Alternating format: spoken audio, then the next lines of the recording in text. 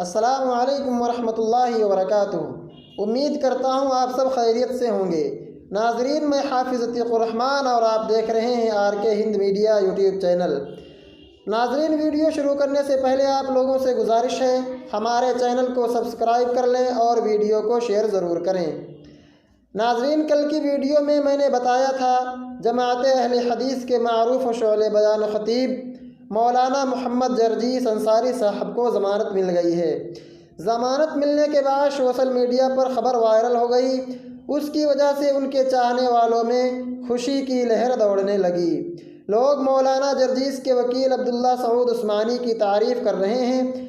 ख़बर के मुताबिक मौलाना जर्जीस साहब को कल रात जेल से रिहा कर दिया गया है, जिसकी वीडियो आप अपने मोबाइल की स्क्रीन पर देख सकते हैं। दोस्तों, इस वीडियो के बारे में आपकी क्या राय है, कमेंट बॉक्स में ज़रूर बताएं। अस्सलामु अलैकुम वरहमतुल्लाहि वबरकातुहू।